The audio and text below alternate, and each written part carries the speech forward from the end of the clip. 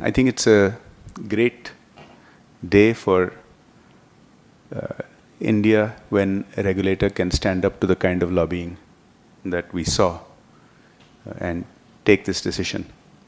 Now, I supported net neutrality, of course, but I think what has happened so far is an important step, but a lot more needs to be done. Because unless true internet access becomes nearly ubiquitous, just stopping the kind of walled garden approaches that were being offered is not good enough. Because, and I've written about this, although I very strongly opposed free basics, the one strong argument that it had is that some connectivity is better than no connectivity.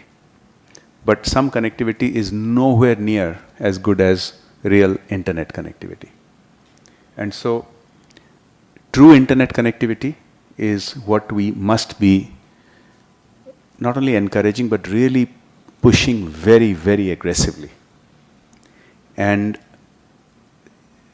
until and unless that really starts happening very rapidly, we will get questioned that what did net neutrality achieve if we still have hundreds of millions of Indians who are not connected to anything at all. And this is an important distinction to make, that free basics was not internet. It was a walled garden, something which used to exist pre-internet by the CompuServes and the AOLs of the world. And true internet is truly enabling in a way that a walled garden can never be. I'm old enough to have been a CompuServe subscriber in my student days in the US, and I know the difference.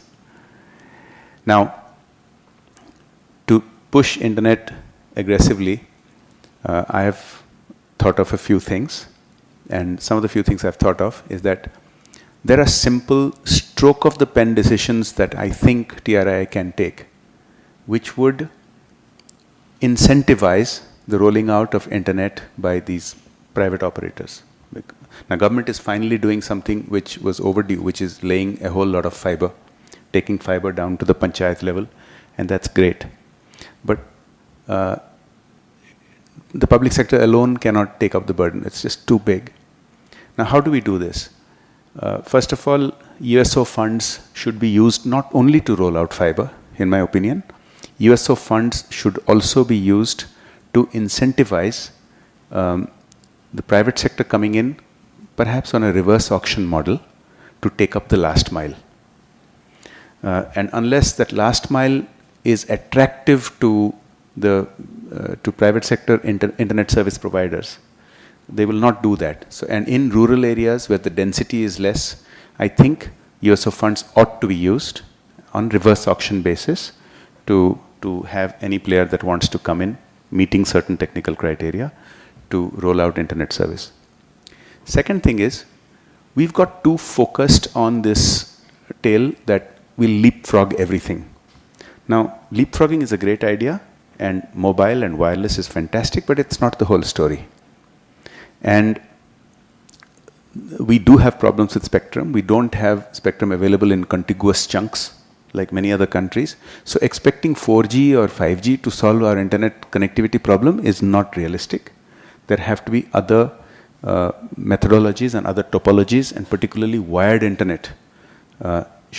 Cable providers and others should be getting into this in a very big way. And these entities can actually bid for reverse auction options to make it, the viability gap funding in less dense last mile rollouts.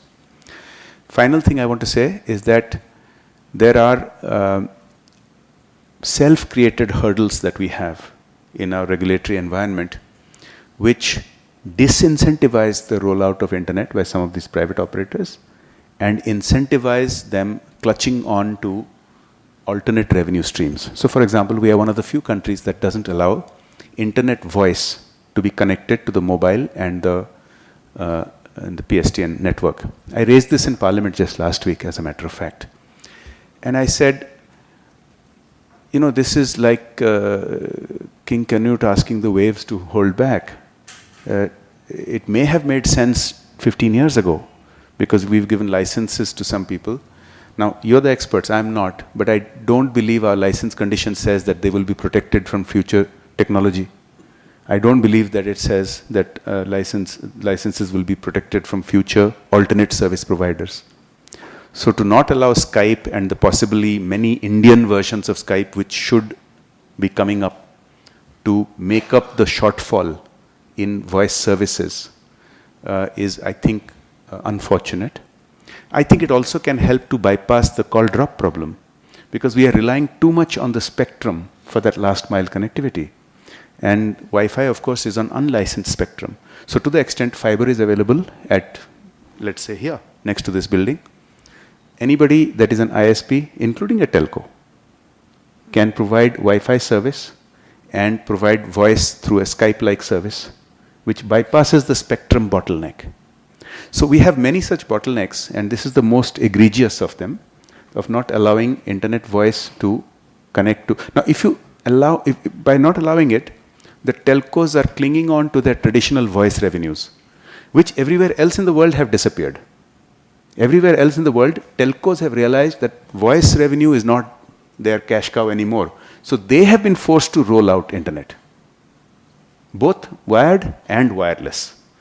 Both telcos, cable companies, and other new what are called CLECs. So here they have no incentive to do that because they have cash cows which are protected. They have no competition from Skype. They have no competition from anybody else. What's the point of rolling out more internet?